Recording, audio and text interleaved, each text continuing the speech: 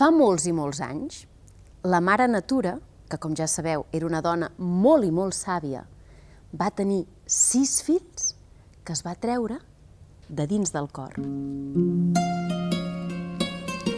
I va decidir col·locar-los en un planeta que ella s'estimava molt, que era el planeta Terra, i els va col·locar en un indret anomenat Àfrica. 1, 2, 3, 4, 5 i 6. I els seus 6 fills van viure feliços durant molt de temps a l'Àfrica, però es van adonar que el planeta Terra era molt i molt gran. Així que alguns van decidir anar a investigar altres territoris. Per exemple, aquest d'aquí va començar a nedar glup, glup, glup, glup, glup, glup, i va arribar a l'Amèrica. Aquest d'aquí va fer un saltiró i pum! Es va plantar a Europa. Aquest d'aquí estava cansat de passar calor a l'Àfrica i se'n va anar a l'Àrtic, on hi havia molta neu i allà s'hi estava molt i molt bé. Aquest d'aquí va marxar d'excursió i va arribar a l'Àsia. Aquest es va trobar uns deserts molt i molt bonics i va decidir quedar-se als països àrabs.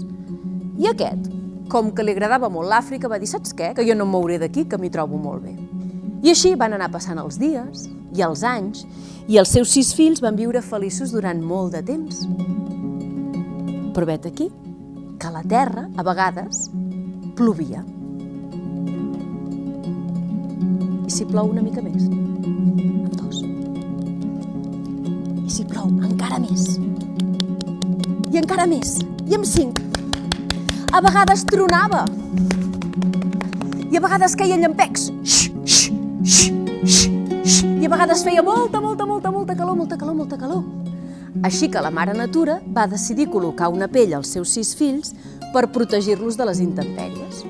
I els hi va col·locar una pell a cada un dels seus 6 fills. Una pell pel fill que vivia a l'Àrtic. Una altra pell pel fill que vivia a l'Amèrica. Una pell pel fill que vivia a Europa. Una pell pel fill que vivia a l'Àsia.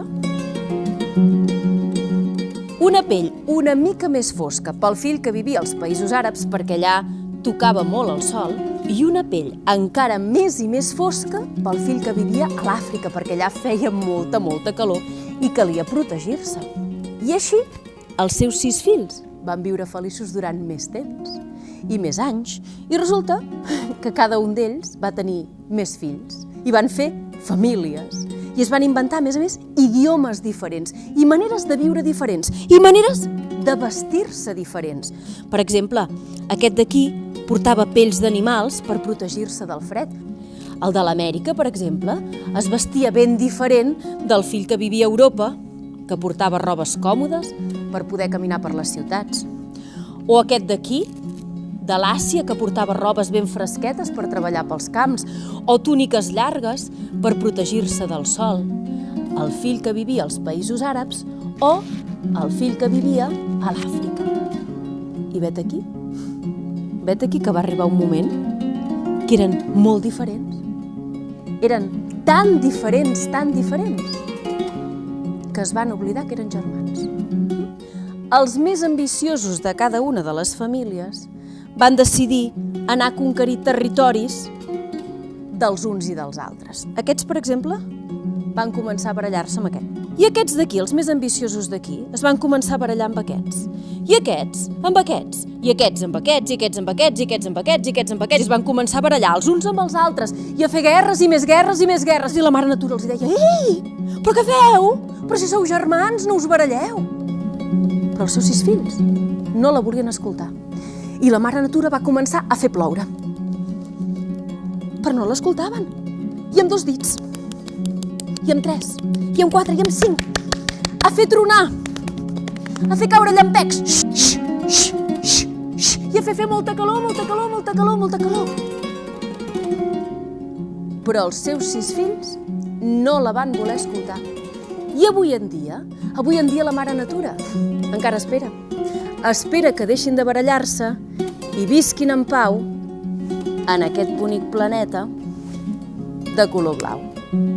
I conte contat, conte acabat.